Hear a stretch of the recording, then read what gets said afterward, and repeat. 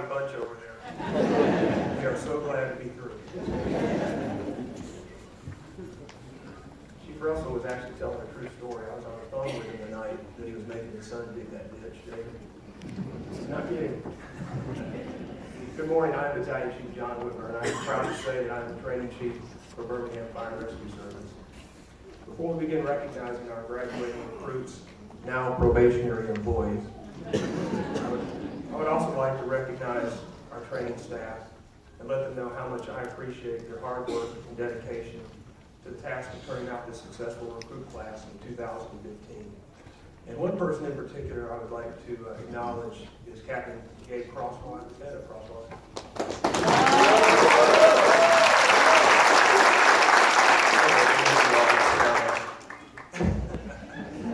Captain Crosswine was a lieutenant when we started this recruit class, so he is accepting a promotion today. But he has been in the training division for 5 years, trained 5 recruit schools. So a lot of our firefighters that are in the field now have gone under his training.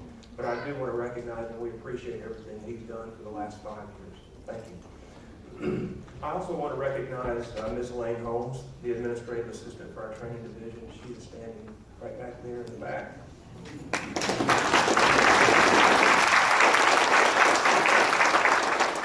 Ms. Holmes made sure that all of the I's were dotted and T's were crossed in planning the ceremony. Ms. Holmes makes sure that myself, Captain Frierson, and 4 lieutenants have what we need to keep a department of 600 firefighters trained. And lastly, I would also like to thank and give my appreciation to Recruit John Wilder. He put together the video presentation that you saw at the beginning before we started. He put a lot of hours into that, and most of that was not compensated.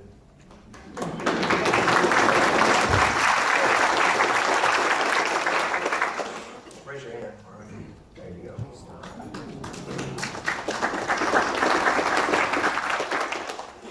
To the parents, spouses, and children of our recruits, as you are well aware, we have been working with your loved ones for the last 4.5 months, getting them ready for their career as a professional firefighter.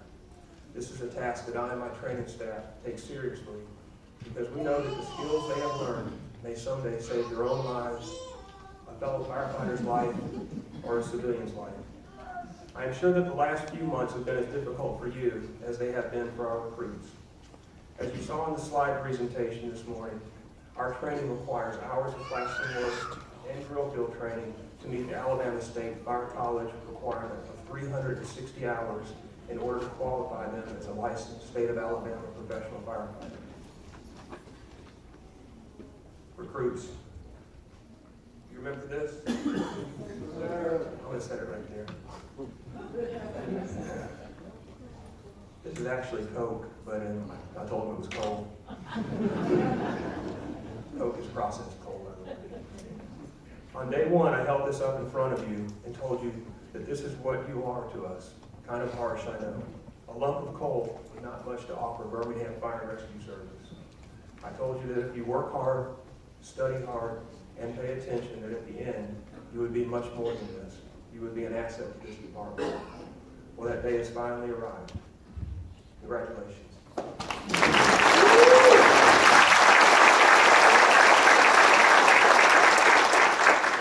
There are 3 ideals that I want you to carry with you today. Number 1, I want you to remember that your training does not or should not stop on this day. The training that we've given you is like one of those small toolboxes with maybe a hammer and a couple of screwdrivers and a pair of pliers in it. It's enough to get you by, but you can't build a house with it. There is so much more out there for you to learn. By the end of your career, your toolbox should look like one of those boxes that you see in our fire shop or a Ford dealer with wheels on it and 25 shells.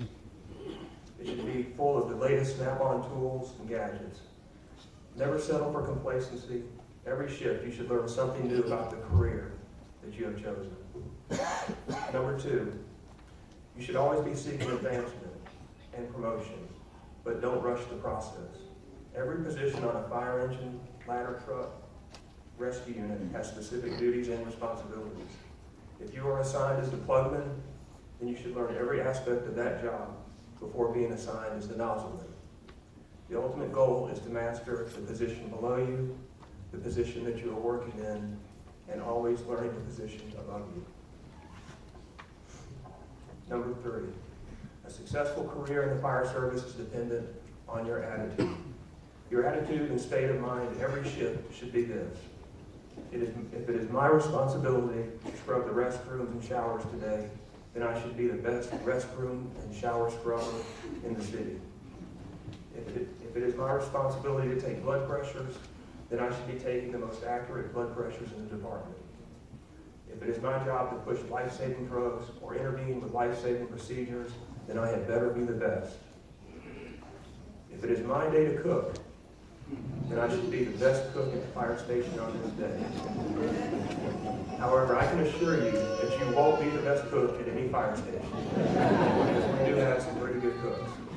But your attitude should be, I will be the best. In the beginning of your career, you will be assigned the jobs and tasks that no one else wants to do. It will be your responsibility to take all blood pressures. You should run to answer the phone when it rings. After a working fire, you should be on top of the apparatus, loading hose, not standing on the ground, handing it up. And yes, you will be the ones responsible for scrubbing the showers and the restrooms. Ms. Askew, you work at Station 27, correct? You are scrubbing the same restroom that I scrubbed 25 years ago. Does anyone work at Station 13?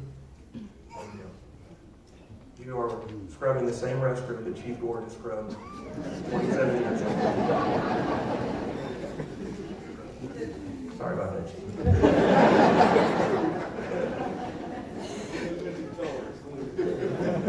I wasn't going to use that term.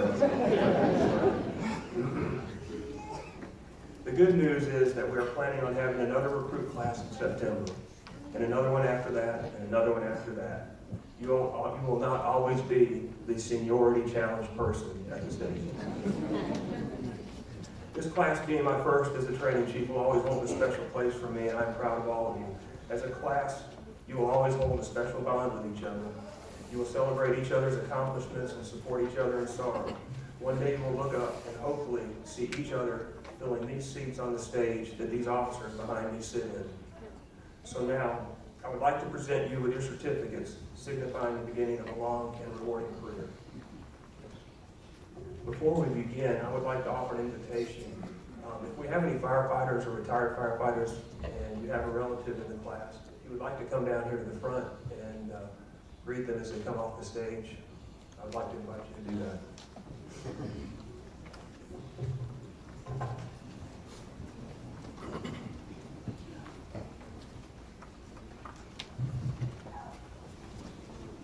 Recruits, as we call your name, you'll come up, receive your certificate, and be addressed by the fire chief and the mayor.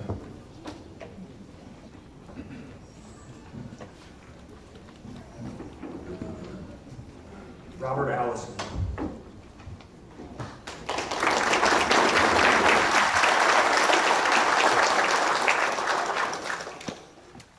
Caleb L. Anderson.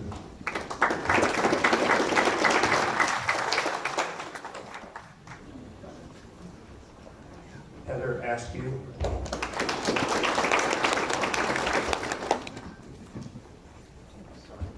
Thomas Carter.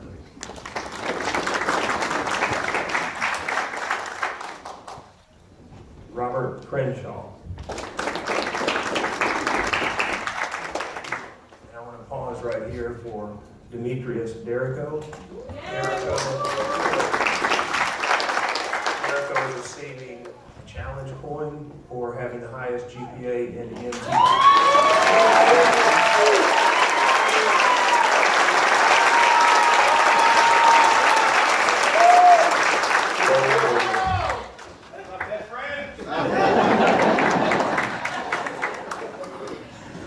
Anthony Grant.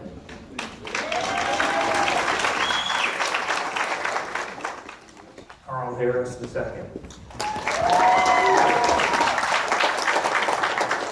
Delaney Kendley.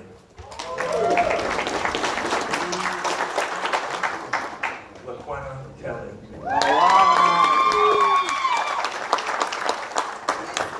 Adrian Blue.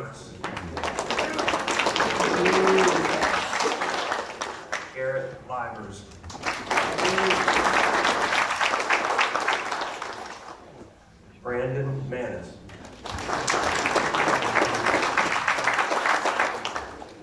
William McInerney.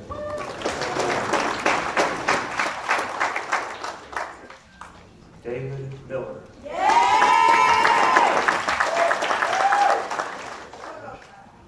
Corey Moore.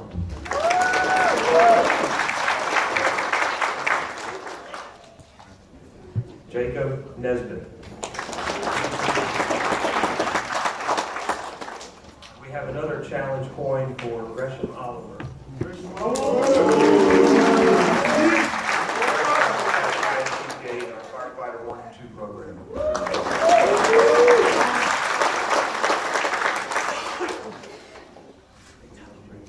I have a special coin for Schuler Osby. Osby is received a challenge coin for most improved.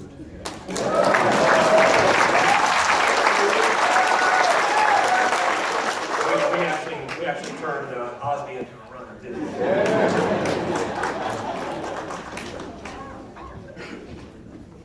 We also have a challenge coin for Daryl Parks. This was voted on by the recruit school officers. We're giving him this coin for his leadership abilities. Again, as voted on by the officers.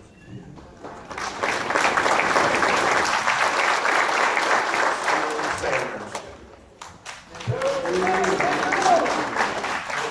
Story.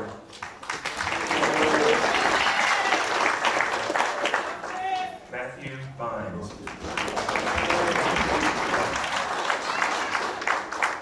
Jonathan Ward. Reginald Webster.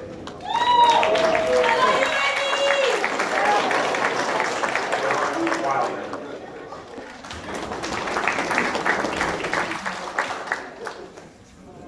All right, the next gentleman, don't blink or you're missing when he comes across the stage. We have a challenge coin for Michael Williams. As the leader of our category.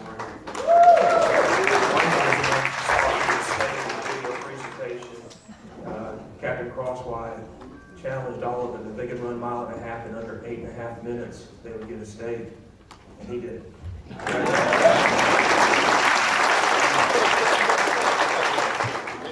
Stephen Wills.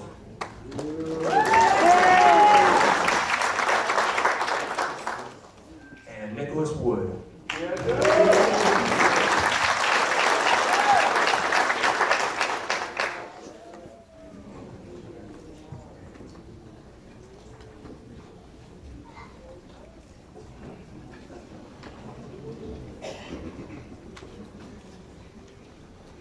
We're going to move on to our promotion.